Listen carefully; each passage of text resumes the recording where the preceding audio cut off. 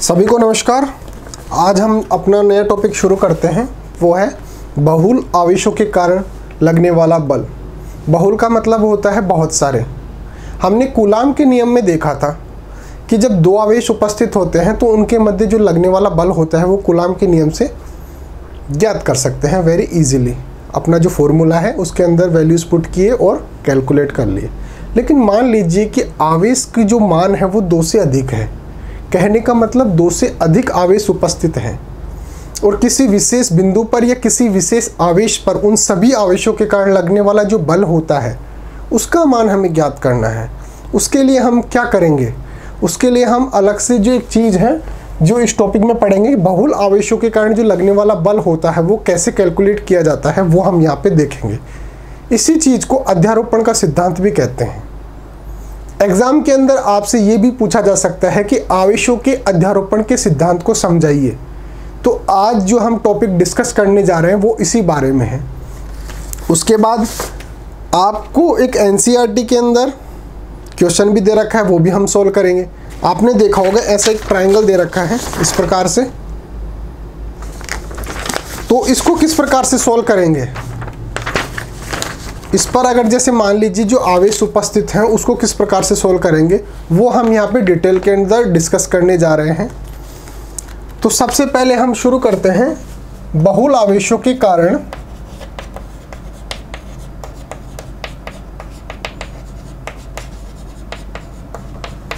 लगने वाला बल। और जैसा मैंने आपको बताया कि इसी को और क्या बोलते हैं? अध्यारोपण का सिद्धांत, superposition theorem of electric charge. तो आपको ये जो क्वेश्चन है वो दोनों फॉर्मेट में पूछा जा सकता है। बहुल आवेशों के कारण लगने वाला बल कितना होता है, फॉर्मूला डिराइव करो, और आवेशों के अध्यारोपण के सिद्धांत को समझाइए। उदाहरण भी पूछ सकता है कि किस प्रकार से इसके लिए जो सूत्र है उसको स्थापित किया जाता है, वो समझाइए। तो उसको हम शुरू करते हैं। तो इसके अंदर अगर कथन लिखने की बात हो तो सबसे पहले हम कथन लिख लेते हैं कि किसी आवेश पर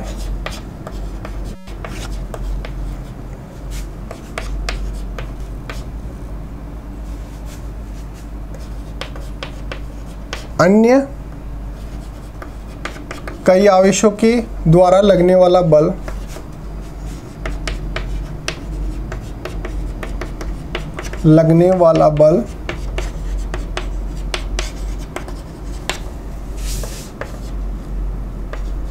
उनके सदिश योग के बराबर होता है।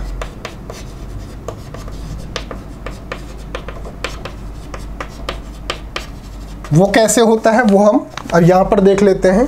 उससे पहले एक चीज़ और ध्यान में रखिए। पहले तो इसको चीज़ को समझिए कि ये होता कैसे है। कहने का मतलब अगर आपको बहुल आवेशों का मतलब क्या होता है वो समझिए। मान लेते हैं कि यहाँ पर कोई आवेश है Q1 और यहाँ पर कोई आवेश है Q2 और यहाँ पर कोई आवेश है Q3।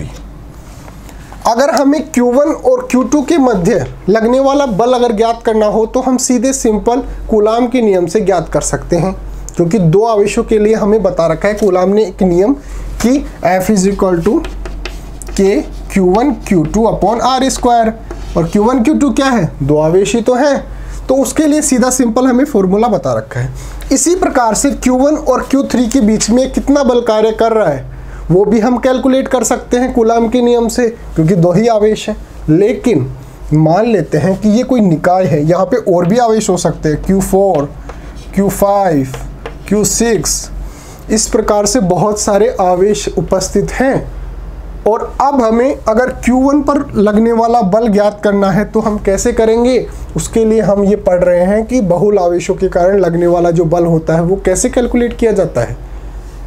तो हमने स्टेटमेंट में लिखा है कि अगर एक से ज़्यादा यानी कि 2 से ज़्यादा आवेश हैं उपस्थित हैं तो पहले इंडिविजुअल यानी एक एक करके उनके मध्य बल ज्ञात करेंगे। जैसे इनके मध्य F1 बल ज्ञात काम कर रहा है, ये F2, ये F3, ये F4, ये F5, ये सब वेक्टर हैं, क्योंकि जो बल होती है ना वो सदिश राशि होती है। तो इन सभी का अगर हम सदिश योग कर देंगे तो Q1 पर यानी कि आवेश 1 पर लगने वाला जो बल है, कुल बल कितना कार्य कर रहा है वो हम यहाँ से कैलकुलेट कर सकते हैं। यहाँ पे सिर्फ एग्जांपल दिया है मैंने कि इसका मतलब क्या है, हम टॉपिक क्या पढ़ रहे हैं, आगे डिस्कस इसको थोड़ा सा डिटेल में करेंगे कि किस प्रकार से हम इसे कर सकते हैं। ठीक है। दूसरी बात, इसमें एक नोट लिख लीजिए कि जब Q1 और Q2 यानी कि दो आवेशों के मध्य बल ज्ञात कर रहे हैं ना, हमने F1 यहाँ पे लिखा है, तो ये इस प्रकार से कार्य करते हैं कि ये केवल सिर्फ दो ही आवेश उपस्थित है और कोई आवेश उपस्थित है ही नहीं। इसी प्रकार से ये दोनों, कहने का मतलब दो आवेशों के मध्य लगने वाला बल किसी अन्य आवेश की उपस्थिति से प्रभावित नहीं होता है। मान लीजिए ये पूरे आवेश है ही नहीं और इन दोनों के मध्य जो लगने वाला बल है वो है F1। F1 जो बल है वो इन दोनों के मध्य लग रहा है। ठीक है। अब इन आवेश को लेके आए हम और फिर इन दोनों के मध्य बल निकाला, तो हमें ये जो बल का मान है ये F1 ही मिलेगा। ये अन्य आवेशों की उपस्थिति के कारण प्रभावित नहीं होता है। ऐसा नहीं है कि अन्य आवेश इसको प्रभावित करके F1 का जो मान है उसको कम या अधिक कर देंगे। दो आवेशों के मध्य लगने वाला जो बल होता है वो अन्य आवेशों की उपस्थिति के कारण प्रभावित नहीं होता है। ये नोट नंबर 1 हमने यहाँ पे नोट्स में लिखा है आपके लिए, आप इस चीज़ को समझ लीजिए। दूसरी चीज़, सबसे इम्पोर्टेंट चीज़ ये है कि बलों का जब संयोजन करते हैं ना, परिणामी बल निकालते हैं। परिणामी बल निकालने के लिए हम सदिशों के समांतर चतुर्भुज जो नियम होता है उसका प्रयोग करते हैं। अभी तक हमने टॉपिक शुरू नहीं किया है, हम सिर्फ चीज़ें समझा रहे हैं आपके जो आगे टॉपिक में काम आएंगी। आपने पढ़ा होगा 11वीं के अंदर जो सदिश होते हैं, सदिश समांतर चतुर्भुज का नियम आपने 11वीं में पढ़ा होगा। वो क्या है सर? वो सबसे ज़्यादा इंपॉर्टेंट है यहाँ पे, उसके बिना कर ही नहीं सकते। वो कैसे, देखते हैं। मान लीजिए कि यहाँ पर कोई आवेश है F1 और दूसरा आवेश है, दूसरा जो सदिश है वो है F2। दो सदिश हैं, F1 वेक्टर और F2 वेक्टर इस प्रकार से हैं, एक बिंदु से ओरिजिन होते हैं और इस प्रकार से जाते हैं। अगर ये दोनों वेक्टर हैं, दोनों सदिश हैं, तो इसका परिणामी सदिश क्या होगा? उसका परिणामी सदिश कैसे निकालते हैं? ये जो लाइन है ना, इसके समांतर के अंदर एक लाइन खींचेंगे। इसी प्रकार से ये जो लाइन है इसके समांतर के अंदर एक लाइन खींचेंगे और यहाँ पे जो यहाँ पे मिलती है ना, वहाँ से इसको निकालेंगे। ये वाला जो एरो है ना, ये दर्शाएगा इन दोनों सदिशों का परिणामी सदिश। ये होगा FR, यानी कि रिजल्टेंट जो सदिश है वो। अब सर हमारे लिए ये कैसे महत्वपूर्ण है, समझाते हैं। अभी हमने एग्जाम्पल लिया था कि यहाँ पे कोई Q1 है, Q2 है और यहाँ पे Q3 है। Q1 और Q2 के मध्य मान लेते हैं कि जो बल कार्य कर रहा है वो है F1। इनके मध्य जो बल कार्य कर रहा है वो है F2। ठीक है। ये इस तरफ कार्य कर रहे हैं, ये इस तरफ कार्य कर रहा है। इसका परिणामी जो बल है वो किस दिशा में होगा, वो किस तरफ होगा, वो कैसे कैलकुलेट करेंगे? वो इस जो समांतर चतुर्भुज का जो नियम है उसी के द्वारा। कैसे? इसके समांतर के अंदर एक लाइन खींचेंगे, इसके समांतर में एक लाइन खींचेंगे, जहाँ पे मिले ये मिला दिया। ये जो बल है ये इसका परिणामी बल होगा। जो दोनों बल है ना F1 और F2, इसका परिणामी बल ये होगा। इसलिए हमें समांतर चतुर्भुज जो नियम है उसका ज्ञान होना चाहिए, जो हम यहाँ पे सीख चुके हैं। अब हमारे टॉपिक पे आते हैं। जो कथन है उसको याद रखेंगे कि किसी भी आवेश पर कई आवेशों के द्वारा जो लगने वाला बल होता है वो सभी बलों के सदिश योग के बराबर होता है। इस कथन को याद रखेंगे। हम सबसे पहले 3 आवेशों के कारण याद करते हैं। 3 आवेशों के कारण लगने वाला बल वो कितना होता है उसको कैलकुलेट करेंगे और फिर 3 के बाद हम लेंगे n आवेश, यानी कि बहुत सारे अनंत आवेश कितने भी हो सकते हैं। n की वैल्यू आप कितनी भी पुट कर सकते हैं वो लेंगे। तो सबसे पहले जो 3 आवेश लेंगे वो कैसे लेंगे, यहाँ पे ये बनाते हैं ओरिजिन पॉइंट। हमने आपको पहले भी समझाया था ओरिजिन पॉइंट किस काम आता है कि इसका जो ओरिजिन पॉइंट होता है वहाँ से उसकी दूरी को हम कैलकुलेट कर सकें। ये मान लेते हैं Q2, ये मान लेते हैं Q1 और ये मान लेते हैं Q3। इन दोनों की जो मध्य की दूरी है वो है R2, R1, R3। यहाँ तक क्लियर है। अब इन दोनों के मध्य की दूरी कितनी है, ये हो गई R12 और ये कितनी हो गई R13। अब हम ऐसा क्यों कर रहे हैं, क्योंकि हमें Q1 पर बल ज्ञात करना है Q2 और Q3 के कारण। Q1 पर Q2 और Q3 के कारण जो हमें बल ज्ञात करना है उसके लिए हम पहले तो डिस्टेंस जो चाहिए होती है हमें, कूलाम के नियम ने हमें क्या पढ़ा था, F = K Q1 Q2 अपन R²। R क्या है, डिस्टेंस ही तो है। अब चूंकि यहाँ पे हमने उसके जो सदिश निरूपण था उसके अंदर ये सब किया था ना, ये सब वेक्टर में है,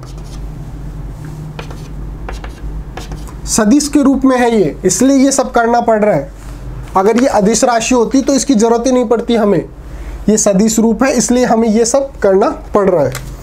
अब मान लेते हैं कि पहले 2-2 आवेश लेते हैं। कूलाम का नियम जो है वो सिर्फ 2 आवेशों पर लागू होता है, तो हम 2-2 आवेश लेते हैं। Q1 पर हमें बल ज्ञात करना है तो हम लेते हैं Q2 कि Q2 के कारण Q1 पर कितना बल कार्य करेगा। तो ये ले लेते हैं कि ये जो बल है ये Q2 के कारण लग रहा है किस पर, ये लग रहा है आवेश 1 पर आवेश 2 के कारण बल, जो भी वेक्टर यानी कि सदिश। इसी प्रकार से Q3 के कारण किस पर, Q1 के ऊपर F13 वेक्टर। तो देखिए Q1 पर 2 बल कार्य कर रहे हैं, Q2 के कारण और Q3 के कारण। F12 किसके कारण है, Q2 के कारण। F13 किसके कारण है, Q3 के कारण। तो एक बल तो इस तरफ जा रहा है और एक बल ऊपर की तरफ जा रहा है।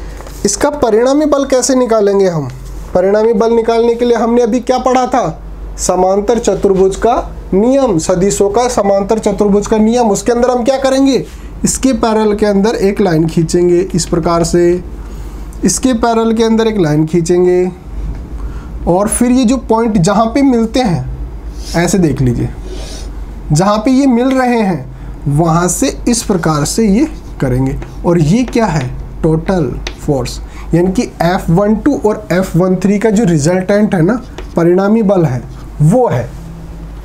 अब इसका मान कैसे ज्ञात कर सकते हैं, लिखते कैसे हैं इसको, जो टोटल बल लगेगा वो कितना होगा, F13 vector plus F12 vector, और उसका जो परिणामी बल है वो क्या है, Ft, यानी कि इसकी जो दिशा है वो किस तरफ होगी, इस तरफ, ना तो इस तरफ होगी ना इस तरफ होगी। समांतर चतुर्भुज के नियम से हमने ज्ञात किया है।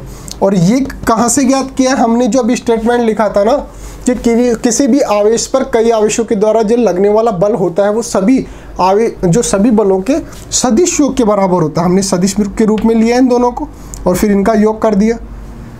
अब F13 का मान क्या है, F13 का मान कैसे निकालेंगे, F13 क्या है, Q1 और Q3 के मध्य जो लगने वाला बल है वो कैसे निकालेंगे, K Q1 Q3 upon R13 vector, यही तो है इन दोनों के बीच की डिस्टेंस, R13 और R13 का कैप। और इसी प्रकार से F12 यानी कि Q2 और Q1 के मध्य जो लगने वाला बल वो कितना होगा, K Q1 Q2 upon R12 cap R12 cap. अब इन दोनों वैल्यूज़ को यहाँ पे पुट कर दीजिए, वो कैसे होगी, F कितना होगा, K Q1 Q3 upon R13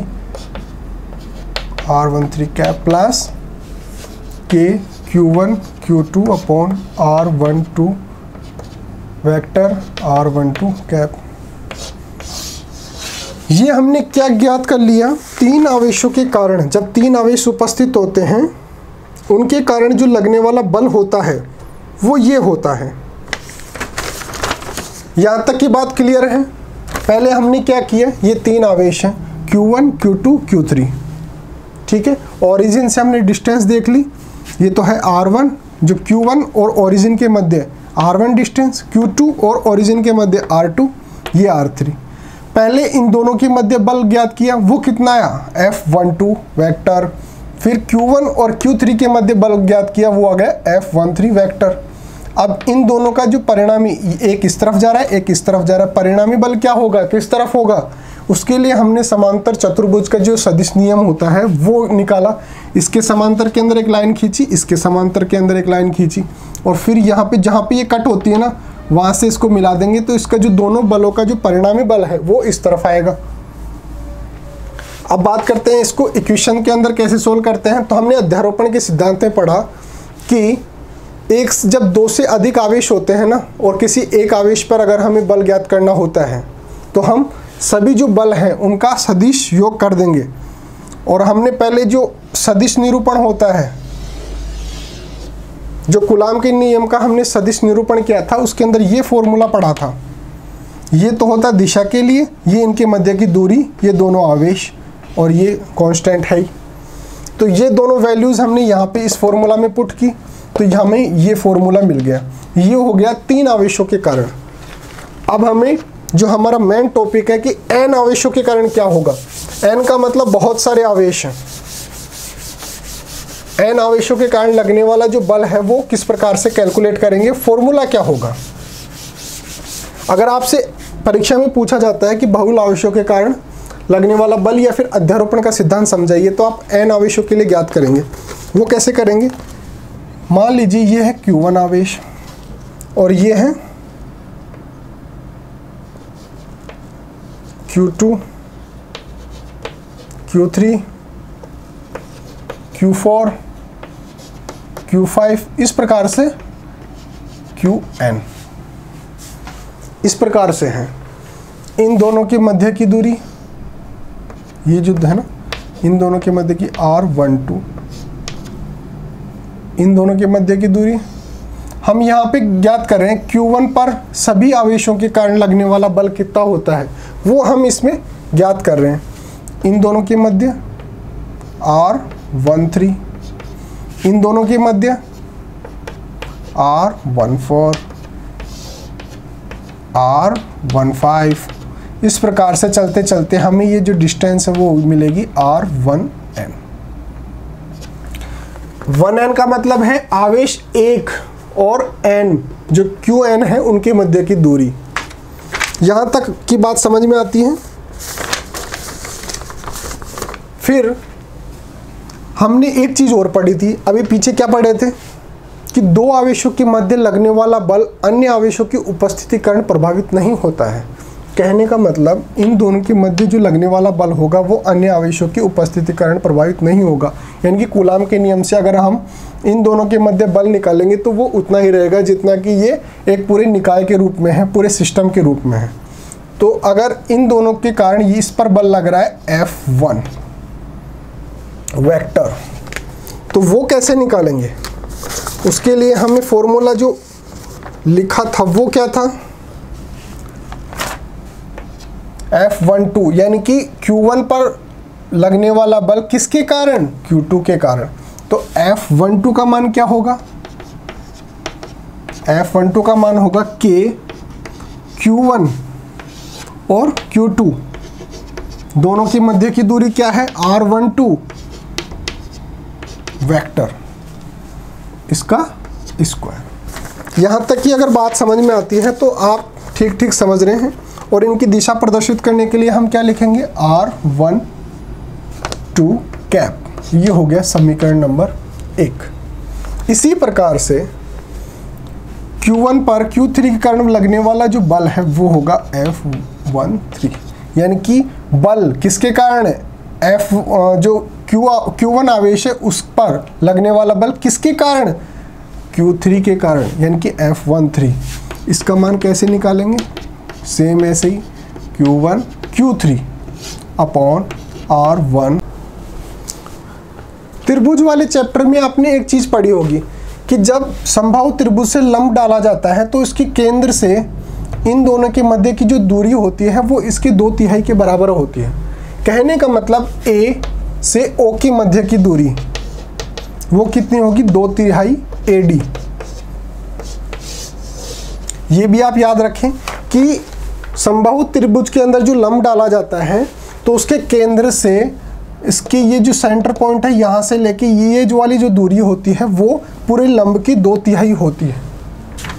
तो यहाँ से AO का मान कितना आ जाएगा, AO का मान हो गया √3/2L इंटू 2/3 है इसकी, तो 2/3। यहाँ से 2 से 2 कैंसिल और ये √3 से ये √3 आ गया। तो AO का मान कितना हो गया, L/√3। ये हो गया समीकरण नंबर 2। अब हम क्या करेंगे, यहाँ पे यहाँ तक की बात अगर आपको समझ में आ रही है तो ऑलमोस्ट पूरा काम कंप्लीट हो चुका। अब त्रिभुज का जो सममिति होता है, यहाँ से ये इस प्रकार से मिलेंगे, ठीक है। तो यहाँ पर जैसे ये है Q2, ये Q1 और ये इसके कारण जो लगने वाला बल है ये मान लेते हैं F2। क्यों, क्योंकि Q2 के कारण लग रहा है। इसी प्रकार से ये कितना हो गया F3 और इसके कारण जो बल है वो लग रहा है इस यहाँ पे ये वाला ध्यान दिया F3। अब हमने अभी पढ़ा था समांतर जो चतुर्भुज का नियम होता है उसके द्वारा हम क्या करेंगे, F3 और F2, F3 और F2 के कारण जो बल है उसका परिणामी बल कैसे निकालेंगे, इसके समांतर चतुर्भुज के नियम से आगे बढ़ाएंगे। तो ये वाला जो पॉइंट है ना यहाँ पे ऐसे मिलेगा, ऐसे तो यहाँ पे ये वाला पॉइंट ऐसे मिलेगा। तो F2 और F3 इसका रिजल्टेंट ये होगा, FR मान लेते हैं, ठीक है। तो FR यानी कि इन दोनों आवेशों के मध्य तो बल लग रहा है ऊपर की तरफ और इन दोनों के ये आवेश है इसके कारण लग रहा है बल नीचे की तरफ। Q2 और Q3 इसके कारण बल ये लग रहा है, इसके कारण ये लग रहा है, इसका रिजल्टेंट जो है वो ये वाला आएगा ऊपर की तरफ और इन दोनों के मध्य जो बल लग रहा है वो आ रहा है नीचे की तरफ। यहाँ तक की बात अगर समझ में आती है तो देखिए सममिति का जो हमने त्रिभुज की सममिति के अनुसार क्या होता है कि ये वाली दूरी और AO is equal to BO is equal to CO। AO, BO और CO ये तीनों दूरी बराबर होंगी, यानी कि Q1 आवेश, Q2 आवेश और Q3 आवेश, ये जो दूरियां हैं ना इन तीनों की, ये तीनों बराबर होंगी त्रिभुज के सममिति के नियम के अनुसार। सममिति कैसे, ये एक त्रिभुज तो ये है और एक त्रिभुज ये है, इनमें सममितता पाए गए। सममितता पाए जाने के कारण ये वाली डिस्टेंस और ये वाली डिस्टेंस ये तीनों बराबर होती हैं। इसके अनुसार ये हो गया। तो ये हमने AO ज्ञात की थी, तो इतनी ही डिस्टेंस BO है और इतनी ही डिस्टेंस CO है, तो डिस्टेंस तो तीनों की बराबर है। अब इन तीनों के कारण बल निकालेंगे, वो कितना निकालेंगे वो देखिए। F1 है, F1 निकालेंगे तो क्या क्या है, यहाँ से है K, Q, स्मॉल q तो ये वाला है QA तो है यहाँ पे स्मॉल, सब जगह Q है, और ये है कैपिटल Q अपॉन डिस्टेंस कितनी है L/√3/2 3 का स्क्वायर। ये कितना होगा, F1 बराबर कितना होगा K small q capital Q upon L square 3। और इन दोनों का रिजल्टेंट क्या है, ये वाला। तो इन दोनों के रिजल्टेंट के कारण भी हम जब बल निकालेंगे तो ये भी कितना आएगा, F2 भी आएगा 3KQ अपॉन L स्क्वायर। इसी प्रकार से F3 3 के Q Q upon L square. कहने का मतलब F1 बल, F3 बल और F2 बल, तीनों बल बराबर होंगे और इन दोनों बल की दिशा कौन सी होगी, ये वाली। हमने यहाँ पे निकाला ना अभी चतुर्भुज का जो समांतर चतुर्भुज का नियम यहाँ पे अप्लाई किया, तो इन दोनों बल का जो वो होगा रिजल्टेंट होगा, यानी कि परिणामी बल होगा, वो इस दिशा में होगा। तो देखिए जितना बल इस दिशा में लग रहा है, बल तो बराबर है तीनों का, तो जितना बल इस दिशा में लग रहा है उतना ही बल इस दिशा में लग रहा है। एक बल इस तरफ लग रहा है, एक तरफ इस तरफ लग रहा है, ऊपर नीचे लग रहे हैं, ऐसे समझ लीजिए। एक बल ऐसे और एक बल ऐसे, ये जितना है ये भी उतना ही है। तो इस पर कुल बल कितना लगेगा, वो लगेगा 0, क्योंकि जितना बल उसे ऊपर की तरफ खींच रहा है उतना ही बल उसे नीचे की तरफ खींच रहा है। तो जो कैपिटल Q है, यानी कि इस त्रिभुज के जो सेंटर के अंदर जो Q रखा है उस पर लगने वाला जो कुल बल होगा वो होगा 0। क्यों? क्योंकि F1 और इन दोनों का जो परिणामी बल है, मान लेते हैं Fr, ये दोनों F1 इज इक्वल टू है Fr, बराबर तो है लेकिन विपरीत दिशा के अंदर है। विपरीत दिशा में होने के कारण ये एक दूसरे का जो प्रभाव होता है उसको कैंसिल आउट कर देते हैं, इसलिए इस पर लगने वाला कुल बल कितना है, 0। तो इस प्रकार से आप इसको सोल्व कर सकते हैं। आज के लिए इतना ही रहेगा, ये नोट्स आपके ग्रुप में डाल देंगे। आप पहले ये क्लास लेंगे और उसके बाद ये नोट्स पढ़ेंगे तो आपको अच्छी तरह से समझ में आ जाएंगे। और अगर नोट्स से भी समझ में नहीं आते हैं तो आप बुक को पढ़िए। NCERT की जो बुक है आपके स्टेट बोर्ड की जो भी है वो सेम है सबके लिए, तो आप उस बुक को पढ़ेंगे तो आपको अच्छी तरह से एक एक पॉइंट समझ में आ जाएगा, क्योंकि यहाँ पे हमने क्या है कि डिटेल से उसको समझाने की कोशिश की है।